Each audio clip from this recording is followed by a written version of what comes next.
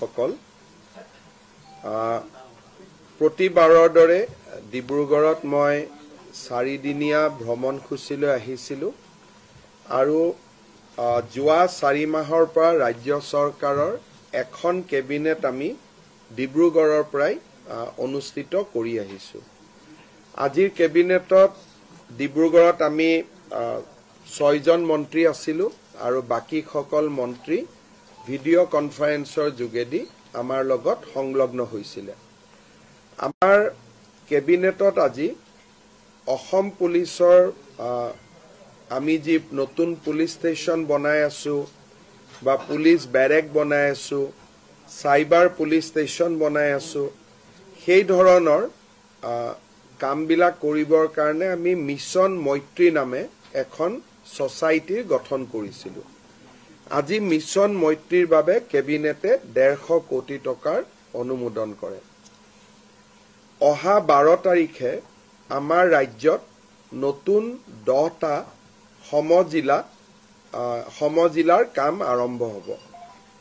সেই দিশৰ প্ৰতি লক্ষ্য ৰাখি কেবিনেটে আজি অসম পুলিচৰ কাৰণে সমজিলা আৰক্ষী অধীক্ষকৰ বাবে 10টা পোষ্ট ক্ৰিয়েট কৰাৰ কাৰণে মঞ্জুৰি কৰে।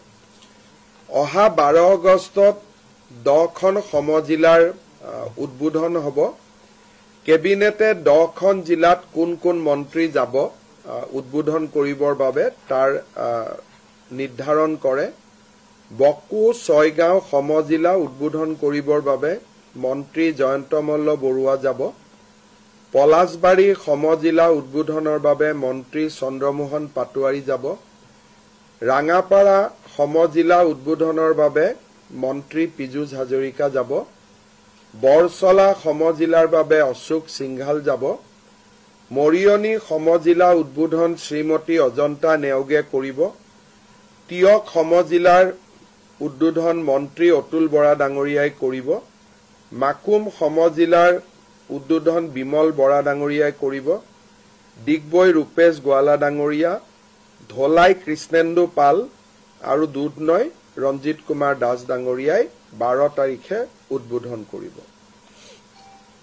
আজি আমাৰ ৰাজ্যৰ শিক্ষা খণ্ডৰ বাবে বিশ্ব বেংকৰ পৰা আমি 2750 কোটি টকা ঋণ লবৰ বাবে সিদ্ধান্ত লৈছো। এই ঋণ 90% ভাৰত চৰকাৰে উভতাই দিব, অৰ্থাৎ ৰাজ্য চৰকাৰে উভতাই দিব লাগিব মাত্ৰ 275 কোটি টকা। টোটেল লোন হ'ব 2750 কোটি টকা আৰু 90% লোন ভাৰত চৰকাৰে উভতাই দিব, ৰাজ্য চৰকাৰে উভতাই দিব নালাগে। এই 2750 কোটি টকা ঋণেৰে আমি শিক্ষকসকলক বিজ্ঞান অংকৰ ওপৰত ট্ৰেইনিং কৰা, হেডমাষ্টাৰ প্ৰিন্সিপালসকলক মেনেজমেণ্ট ট্ৰেইনিং দিয়া, সায়েন্স এণ্ড টেকনলজিৰ ওপৰত কাম কৰা আৰু ড্ৰপ আউট ৰোধ কৰাৰ বাবে এই পুঁজি ব্যয় কৰা হ'ব। এই পুঁজিৰ জৰিয়তে ৰাজ্যৰ 400খন স্কুলক সুন্দৰভাৱে নিৰ্মাণ কৰিবলৈ 3 কোটিৰ পৰা 5 কোটিকৈ টকা স্কুলত ব্যয় কৰা হ'ব আৰু 1733টা অংগনবাদী কেন্দ্ৰকো এটা সুন্দৰ পৰ্যায়লৈ লৈ অহাৰ বাবে প্ৰতিটো অংগনবাদী কেন্দ্ৰতে 25 লাখ টকাকৈ ব্যয় কৰা হ'ব। 1733 অংগনবাদী কেন্দ্ৰত ৰাজ্যৰ শিক্ষা খণ্ডত ই এক নতুন দিগন্তৰ সূচনা কৰিব। আমি বহুদিনৰ পৰা জাপানত অসমৰ শিক্ষিত ল'ৰাক চাকৰিৰ বাবে পঠিয়াবৰ বাবে এডভান্টেজ অসমৰ সময়ত কৰা চুক্তিৰ বিষয়ে আলোচনা কৰিছিলো। জাপানৰ পৰা 3টা কোম্পানীয়ে জাপান চৰকাৰৰ পৰা বিধিবদ্ধ অনুমতি লৈ অসমৰ যুৱক যুৱতীসকলক জাপানীজ লেংগুৱেজত শিক্ষিত কৰিব খুজিছে।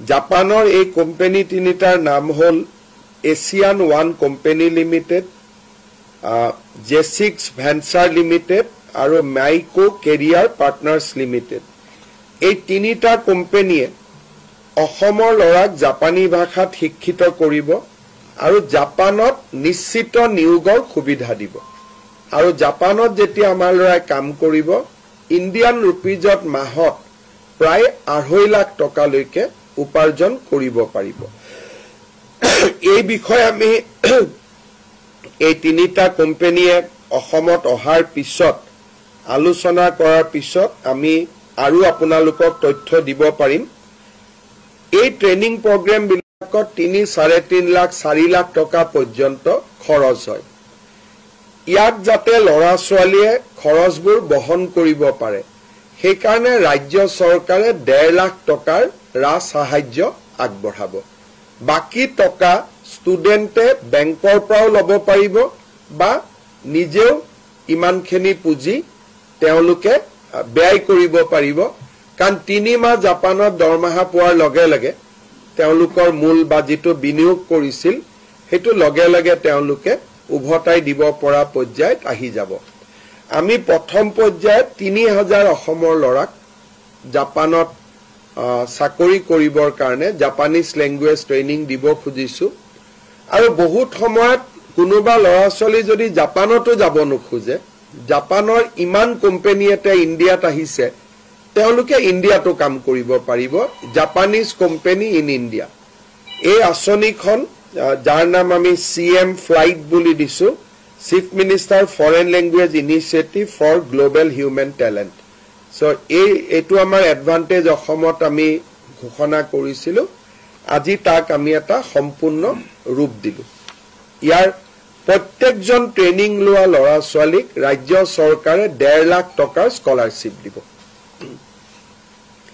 আজি আমি আৰু এটা বহু ৰাইজৰ উপকাৰ হ'ব আমি সিদ্ধান্ত লৈছো আপোনালোকে জানে যে আজিকালি গুৱাহাটী ডিব্ৰুগড় যোৰহাট শিলচৰ বহুত মহানগৰীত মানুহ ফ্ল্যাটত থাকে যেতিয়া এবাৰ ফ্ল্যাট নিৰ্মাণ হৈ যায় তাৰ পিছত ফ্ল্যাটটো পৰিচালনা কৰাৰ দায়িত্ব ফ্ল্যাটৰ আবাসীসকলৰ ফ্ল্যাটত বহুত ৰিটায়াৰ্ড মানুহ থাকে যেতিয়া ফ্ল্যাটবোৰত কেতিয়াবা ট্ৰান্সফৰ্মাৰ নোহোৱা হৈ যায় কেতিয়াবা পানীৰ ডিপ টিউবেল বনাব লাগে বা কেতিয়াবা ফ্ল্যাটটোক মেৰামতি কৰিব লাগে বিল্ডাৰজনেতো মেৰামতি নকৰে বিল্ডাৰজনে তেওঁলোকক দি থৈ গুচি গ'ল ৰাইজে কষ্ট পায় সেই কাৰণে প্ৰয়োজন সাপেক্ষে ফ্ল্যাটত সামূহিক কাম কোনো ব্যক্তিগত কাম নহয় সামূহিক কাম কৰিবৰ বাবে এতিয়াৰ পৰা MLA সকলেও ফান্ড দিব পাৰিব আৰু ৰাজ্য চৰকাৰেও বিভিন্ন বিভাগৰ পুঁজি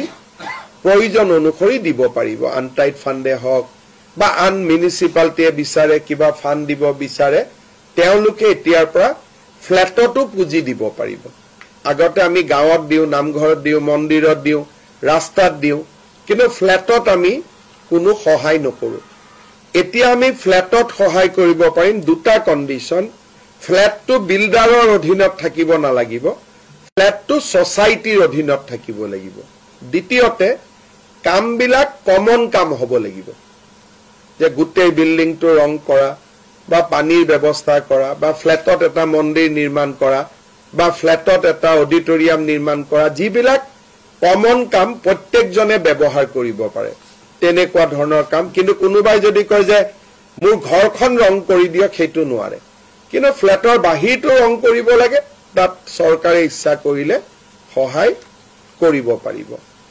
দ্বিতীয়তে আমি নতুন ডিপাৰ্টমেন্ট এটা কৰিছিলো আমাৰ ষ্টাৰ্টআপৰ বাবে আজি আমি এই কামখিনি আগবঢ়াই লবলৈ ডিপাৰ্টমেন্টৰ অধীনত আমি ডিপাৰ্টমেন্ট অফ ইনকিউবেশ্যন আৰু ষ্টাৰ্টআপৰ অধীনত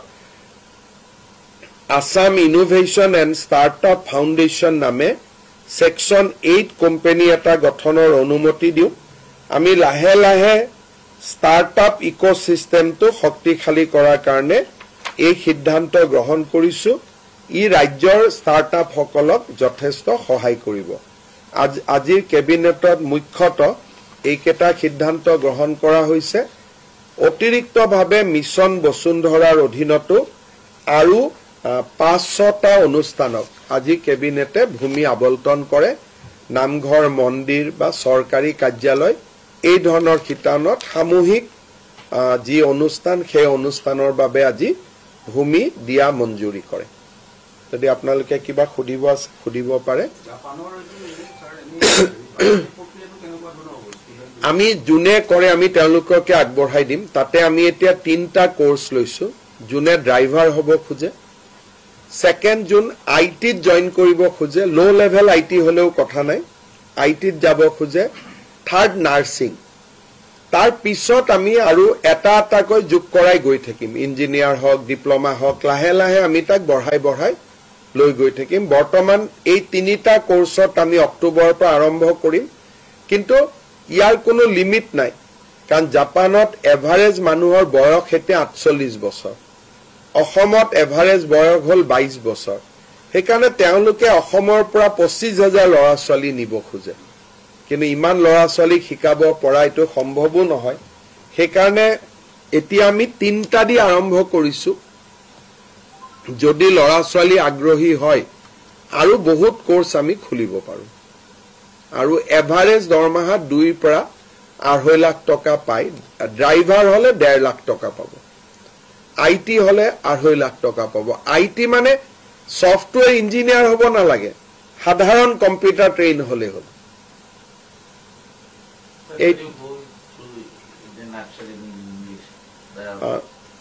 বহুত দীঘলীয়া হৈ যাব বাবা Today Assam cabinet had a meeting in Dibrugarh we have approved various schemes today right from incentivizing learning of Japanese language there will be a confirmed job in Japan and we will provide 1.5 lakh subsidy to the students who will undergone through the Japanese language learning process.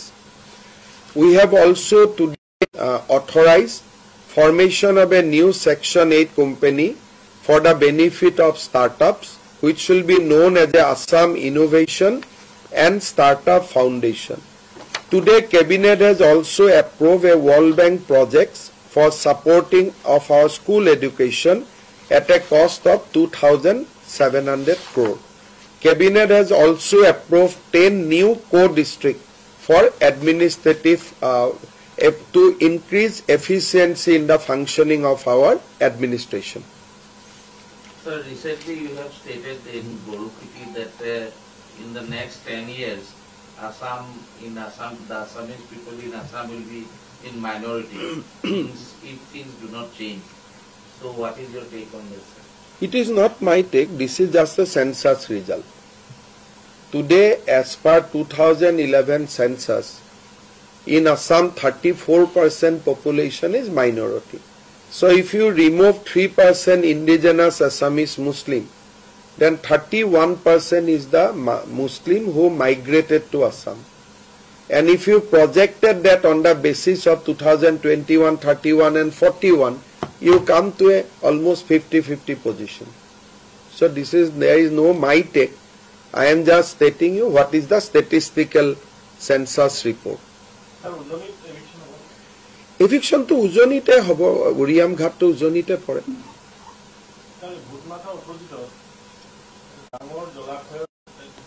আজিৰ পৰা district এডমিনিষ্ট্ৰেশ্যনে চাইছে কি ঘটনা আৰু সালে যি ধৰণে আমি আইনৰ ৰাস্তাৰে গৈ যি কৰিব লাগে আমি কৰিম So the eviction process has been going on but still around 63 lakhs hectares of land remain to be evicted. So what is your plan? You are taking only my data you are using for your benefit. So the data is not that much. It is 1 lakh 1.2 lakh 29 lakhs bigha. So if you convert it to hectare, I don't know how much it will happen, but 40 I think 29 into divided 9 lakhs acre land is under encroachment today in Assam. And I can't plan it for so much land. My life will finish, then also it will not get vacated.